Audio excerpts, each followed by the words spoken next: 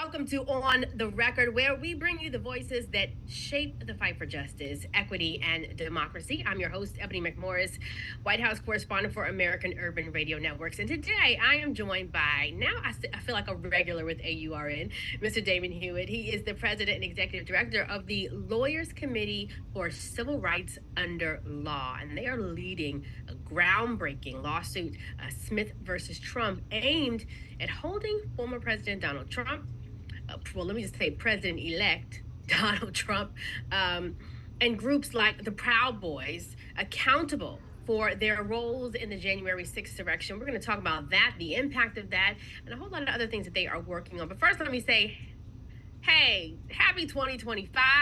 How you doing, brother? Happy 2025 to you. The year has changed, political scene has changed, but we still black, we still fighters, and we're still visionaries about what needs to happen in this country and for our community. Absolutely. Just like you said, some of the characters have changed, but the game is still the same in many ways. The fight is still the same in many ways. I want to talk about the significance of this lawsuit. Tell our audience about it, what it is, and why you thought this was very necessary to do.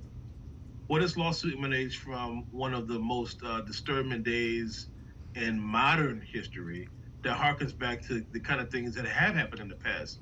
A violent insurrection that led to the immediate and sometimes delayed deaths of a number of people. But really a subversion of the democratic process and the attempted silencing of our voices. Because the insurrection on January 6, 2021 was about the big lie of stolen votes.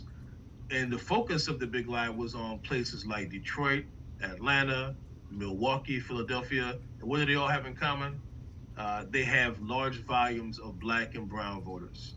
The whole notion was that, well, if Trump didn't win, something must be wrong. They must have stolen our votes, stolen this election from us, which is, of course, the entirety of the lie. And as we saw, there are people who are willing to use any means necessary, including violence, organized, coordinated violence, to do it.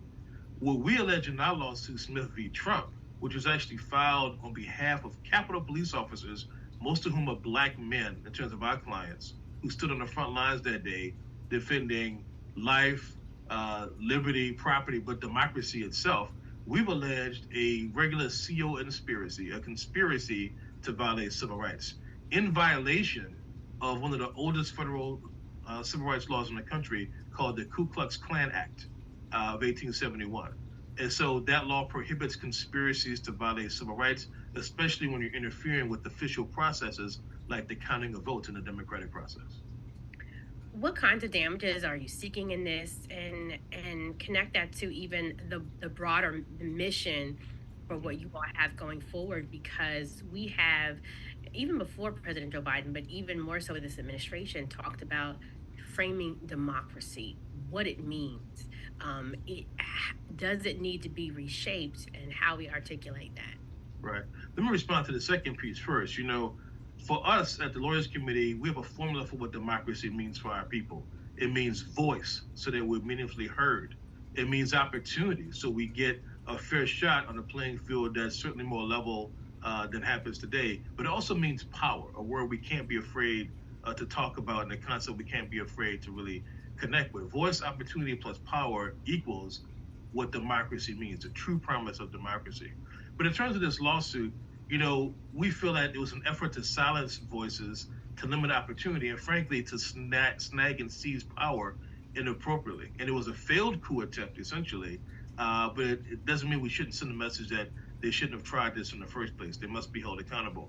We're seeking damages that are very general and unspecified that can be developed further through discovery and that trial. But our real aim, Ebony, is to do two things. One is to discredit the ideology of the big lie, the ideology of white supremacist rhetoric, which fueled a lot of these folks as well, and the very notion that you can do this stuff and get away with it. But the second big thing we're trying to do is also destabilize. It's not only Trump who's a defendant, it's his 2020 campaign, which is still a legal entity technically on the hook here for liability. It's also the Proud Boys, a group that we've sued multiple times before already, and also the Oath Keepers, and of course a number of other individuals. So we want to discredit the ideology and destabilize the networks and infrastructure that coordinated and weaponized hate. And Trump has publicly stated over and over that he plans to pardon January 6th defendants. What does this message send to you about accountability? How could this impact the future of political violence you see in this country? Well, it's an invitation for future insurrection, number one. He told on January 6th, he told those folks, stand by, meaning essentially be ready to cause mayhem and wreak havoc. And so what we believe is this. If you think about accountability conceptually as a stool with three legs, there's your political process, which really ended with the end of the select committee when the House was taken over by different party leadership. And then, of course, there's the presidential election results too, which some people say is the people have spoken in that way. There's the criminal liability leg of the stool, and the convictions that have happened have been overturned. And Trump also has now in pocket the Supreme Court ruling on presidential immunity, damn near blanket immunity. But the other third leg of that stool is the civil and civil rights accountability. And so, where the political process may have failed us, where the criminal process may have failed us, Trump cannot escape, nor can any of the others escape, civil and civil rights liability if we can prove our case in court. We've been successful in getting past all of the motions to dismiss, at least most of them, to this point. So our case continues.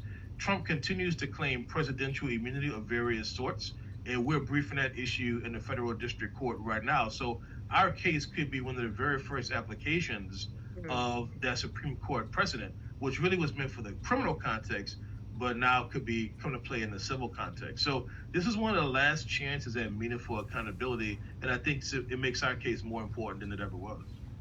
You know, we're seeing the shaping of the future cabinet that Trump will bring in with him, with figures, with nominations like figures like Pam Bondi, who has a history of challenging voting rights protections and raises significant concerns with a lot of people.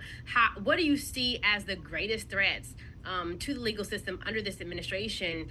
And what are some other ways that you are looking at even countering that? Because don't forget, in 2 more years, we even still have another election. We do, and then in about 5 years, we got another census too, right? We'll see who's in office then, right? So we do have to, like you say, keep our eyes on that prize on a go-forward basis. The threat has never been a person. There's some people who are so anti-Trump they get riled up, and I think that's a mistake. I think the threat is the agenda and the people who advance and enable or apologize as apologists for that agenda, and that's going to be a lot of people, unfortunately, even in corporate America, as we've seen this week and in recent weeks and months. So what I do think what we're worried about most is something that is kind of an oddity. We're seeing the simultaneous weakening of federal agencies. There's a Supreme Court case that threw out a prior legal standard that had been decades old about deference to how federal agencies did make decisions and enforce and enact federal law. That's been thrown out through a lot of different legal attacks to the Biden administration agenda. At the same time, we're worried about the weaponization of those same agencies, right? For DOJ to exercise political vendettas and sue former Biden administration officials or even activists in communities to prosecute even. We're worried about weaponization. There's a bill pending right now that would give the Secretary of Commerce, or it was pending last Congress, I should say, to give the Secretary of Commerce carte blanche to label any nonprofit organization as terrorist supporting, and then strip them of nonprofit status and tax exempt status, even outside of the regular IRS process, right? So that is really Nixon-esque, right?